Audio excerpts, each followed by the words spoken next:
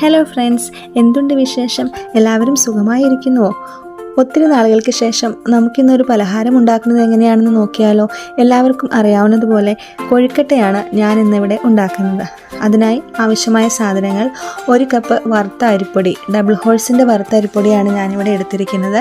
1/2 മുറി തേങ്ങ, ഒരു വലിയ കഷ്ണം ശർക്കര, 5 ഏലക്ക, 1/4 ടീസ്പൂൺ ജീരകം. ഇനി നമുക്ക് ശർക്കരയും തേങ്ങയും വിളയിച്ചെടുക്കാം. അതിനായി ഒരു പാനിലേക്ക് ശർക്കരയിട്ട് നന്നായി ഉരുക്കിയെടുക്കുക. ഉരുകിയ ശർക്കരയിലേക്ക് നമ്മൾ മാറ്റി വെച്ചിരിക്കുന്ന തേങ്ങ ഇടുക.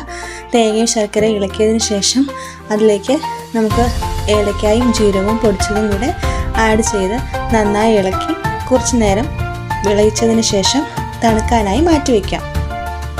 ഇനി നമുക്ക് അരിപ്പൊടി കുഴച്ചെടുക്കാം. അതിനായി അരിപ്പൊടിയിലേക്ക് 1 സ്പൂൺ വെളിച്ചെണ്ണ ഒഴിച്ച് നന്നായി ഇളക്കിയെടുക്കുക. മാവ് നല്ല മയത്തിൽ കിട്ടാൻ വേണ്ടിയാണ് നമ്മളിങ്ങനെ ചെയ്യുന്നത്. അതിനുശേഷം അതിലേക്ക് 2 കപ്പ് തിളപ്പിച്ചാറിയ വെള്ളവും ഉപ്പും ചേർത്ത് മാവ് നന്നായി മയത്തിൽ കുഴച്ചെടുക്കുക.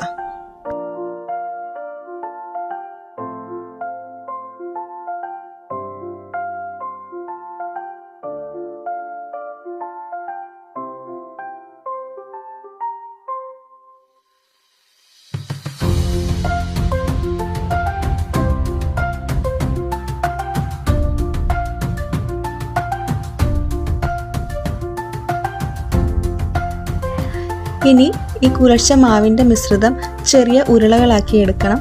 ഉരുളകളാക്കി എടുത്തതിന് ശേഷം അതിലേക്ക് തേങ്ങയും ശർക്കരയും വിളയിച്ച മിശ്രിതം ചേർത്ത് നമുക്ക് ഓരോ ഉരുളകളും നല്ല ഭംഗിയായി ഉരുട്ടിയെടുക്കാം.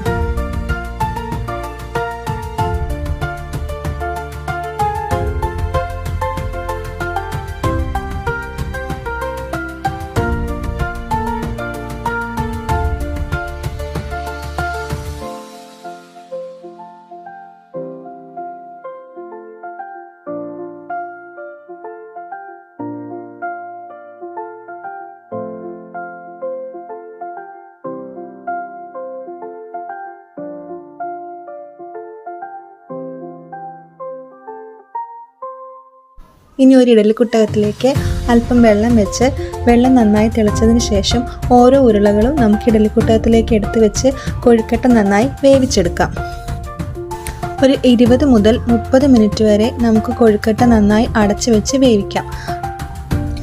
നമ്മുടെ സ്വാദിഷ്ടമായ കൊഴുക്കട്ട ഇവിടെ റെഡിയായിട്ടുണ്ട്. എല്ലാവരും ഉണ്ടാക്കി നോക്കണേ. കൂടാതെ എൻ്റെ ചാനൽ ഷെയർ ചെയ്യാനും സബ്സ്ക്രൈബ് ചെയ്യാനും മറക്കരുതേ. Thank you.